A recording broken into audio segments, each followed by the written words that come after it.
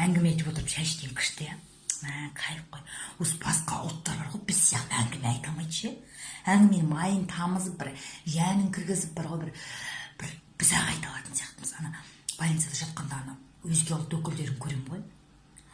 Я ела этот, потом этот, мы готовили гороховый суп и начали кушать. Осындай әңгімелер айтады.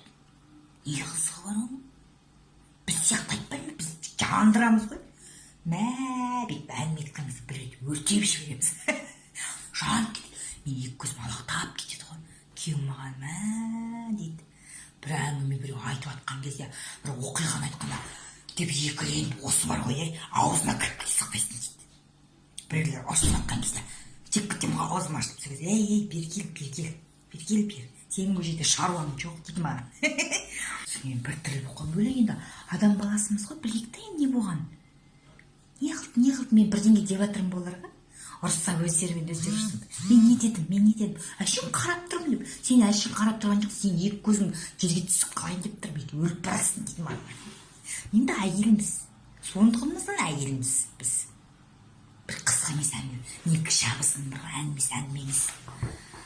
Орысша тыстау бірдеңелерді айтады енді бар ғой, мен оны түсінбеймін.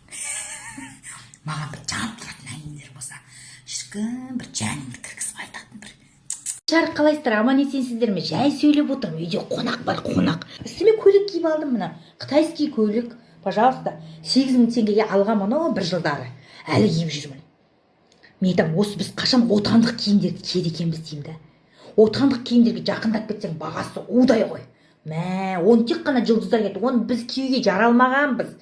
Біз оны кие алмаймыз. Бізде Цум деген жерде отандық бір дизайнердің бутигі ашылып, ішінде бір қыз жүр oraң етіп, үйіріне бұлай oraң етіп жүр. Өзінше бір адам кіріп жатқан жоқ.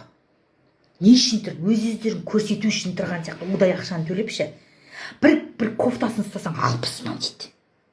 Бір накидкасы 90 мың. Түрі жаман. Мен айтам, мынаны біреу алса, мен пышық мұрнымды кесіп берейін десем, дайындалыңыз, кесесіз алады дейді. Алсын онда. 90 мыңға, 60 мыңға. Одан да түріктің брендовый киімдерін алмаймын ондай бағаға.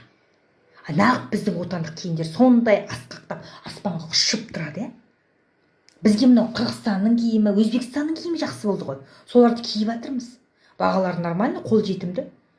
Анау өзіміз отандық өнімді қолдайық десек, өзіміздің өнімімізді өзіміз қолдайық десек бар ма? Бағасы екіншіден біздің бәрімізді қамтамасыз ете алмайды.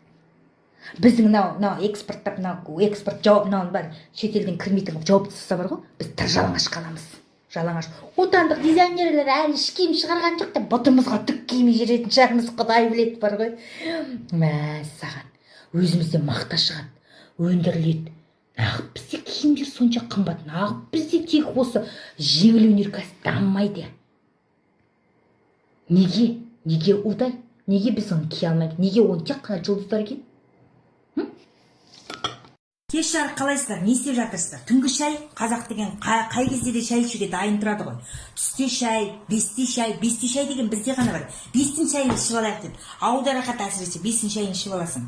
Шаршап отырмын. Ана екеуін ауылға салып жүрдім, мына екеуін алып қалдым. Жатсам да айналайын деп. Түннің ортасы болды ғой. Каникул екен деп көзімді ашып жүр бүйтіп. Жарық, маған каникул деп. Көзіме шетірек қойсай. Шаршап отырмын. Бағана 4-еумен шыққан ғой. Біздің қоғамда бар ғой, үкіметте емес, өзімізді бірінші тәрбиелеу керек. Мына біздің таксисттерге бар ғой, 4 баламен барып жақындап тұрсаң, жолдың бойында. Мынау нағылған сықандар деп ойлайды, алмайды ғой. Мен айтам, екеуің бар талдың артынан тығылыңдар деп. Екеуі талдың артынан тығылады, таксиді тоқтатасың, ана екеуі талдың артынан ытқып шыққан кезде такси жүріп кетеді. Бірінші өзіміз тәрбиелеу керек оны, қоғамда емес. Бала деген тек қана анаға керек. Әйтеуір шуылдап жүрген ана баяқсы әйтеуір көтеріп алып, желпілдеп жүрген. Таксистердің бала шағасы бар ма екен осы? Қонаққа барып келдік. Балаларды апарайық десек, балалар бармаймыз дейді. Баяғыда біз қонаққа барсақ қой деп. Қонаққа барасың десе, қуанып кететін едік қой. Сен барасың десе, мен қонаққа баратын болдым. Қатты қуанып, мыналар бармаймыз дейді. Үйіне ыстықтаймыз, не істейміз, үйімізде отыра берейік дейді. Одан да Wi-Fi, сотка беріп кет дейді. Отыра береміз дейді ғой. Осы үйдің ішінде отыра береміз деп, қонаққа бармаймыз деп отыр. Осыдан көрдім. Баяғыда ата-аналарымыз алдап кетуші еді ғой бізді. Әйтеуір бір шал бар өлікті тұрып. Апарғысы келмесе бізді, ана бір шал өліпті, соның үйіне барып кіріп шығамыз дейді. Қалыңдар дейді. Бір шал қайтыс болды. Әйтеуір бір шалды өлтіріп жататын еді ғой. Содан амал жоқ, жылайсың, қаласың, әйтеуір қалатын едік қой.